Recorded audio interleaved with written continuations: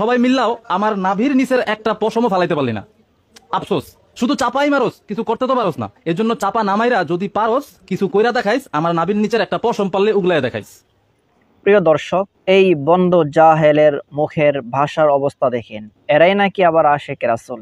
একজন প্রকৃত আশেকে রাসূলের মুখের ভাষা কখনো এমন হতে পারে না।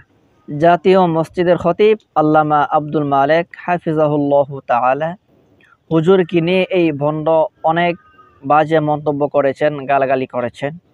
চলুন তার কথাগুলো একটু শুনে আসি। জাতীয় মসজিদের একজন খতিব, এরা দেখলে তো মনে হয় ফকিন্নি, রিক্সাওয়ালা। এইটা কিভাবে খতিব হয় আমার মাথায় ধরে না। আবার ভুল করে অহরহ। এই আব্দুল মালেক মৌলভী, তার কিভাবে সাহস হইল ঈদ মিলাদুন্নবী সাল্লাল্লাহু আলাইহি ওয়াসাল্লামের বিরুদ্ধে বক্তব্য দেওয়ার? পবিত্র ঈদে মিলাদুন্নবী সাল্লাল্লাহু আলাইহি ওয়াসাল্লামকে বেদাত প্রমাণ করবে এমন কোন মৌলভী এই পৃথিবীতে জন্ম হয় নাই। কোথাকার গণ ১৫০০ বছর পরে আইসা ভুট্টা মৌলভী, কোন ক্ষেতের মূলা, সে আইসা পবিত্র ঈদে মিলাদুন্নবী সাল্লাল্লাহু আলাইহি ওয়াসাল্লামের বিরুদ্ধে কথা বলে। আল্লামা আব্দুল মালেক হাফিজাহুল্লাহ তাআলা হুজুরের মতো এমন যোগ্য আলেম আর আছে কিনা আমার জানা নেই।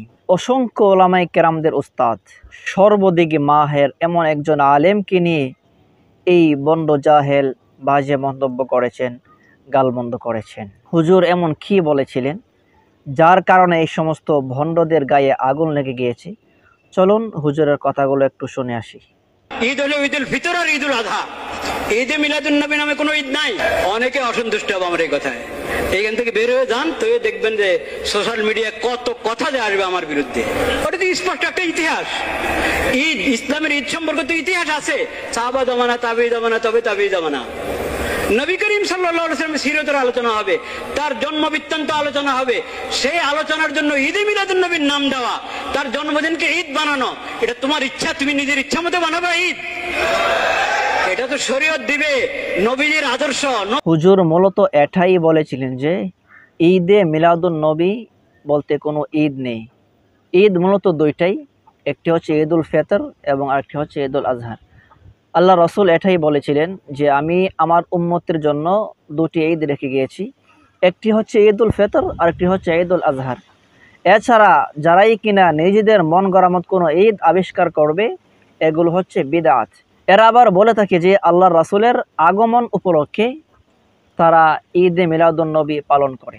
এই সমস্ত জাহেলদেরকে বলতে চাই, আল্লাহ রাসূল আগমন উপলক্ষে আমাদের থেকে তো সাহাবায়ে কেরাম আরও বেশি আনন্দিত হয়েছিলেন, কারণ সাহাবায়ে কেরাম আল্লাহ রাসূলকে দেখেছেন। সাহাবায়ে কেরাম তো কোনোদিন ঈদে মিলাদুন্নবী নামে কোনো ঈদ পালন করে নাই। হ্যাঁ, আমরাও ঈদে মিলাদুন্নবী পালন করি সেইভাবে যেভাবে পালন করেছিলেন আল্লাহর নবী এবং সাহাবায়ে কেরাম। আল্লাহর নবী কীভাবে তিনারা জন্মদিন পালন করেছিলেন? আল্লাহ রাসূল প্রতি সোমবারে রোজা রাখতেন। সুইলা রাসূলুল্লাহি সাল্লাল্লাহু আলাইহি ওয়াসাল্লাম আন সিয়ামি ইয়াউমিল ইসনাইন। প্রতি সোমবারে আল্লাহ রাসূলকে রোজা রাখা সম্পর্কে জিজ্ঞাসা করা হলে তিনি তিনটি কারণ বলেছিলেন। এর মধ্যে একটি হচ্ছে ফিহি ওলিদতু, অর্থাৎ এই দিন আমি জন্মগ্রহণ করেছি। তাহলে আল্লাহর রাসূল তিনার জন্মদিন উপলক্ষে রোজা রাখতেন। ভণ্ডদেরকে বলতে চাই, তোমরা যদি আশিকে রাসূল হয়ে থাকো তাহলে ঈদে মিলাদুন্নবী এবং জশ্নে জুলুসের নামে ইসলাম বিরোধী, কোরআন বিরোধী এই সমস্ত কাজ না করে প্রতি সোমবারে রোজা রাখো। তাহলেই বোঝা যাবে যে তোমরা প্রকৃতপক্ষে আশিকে রাসূল।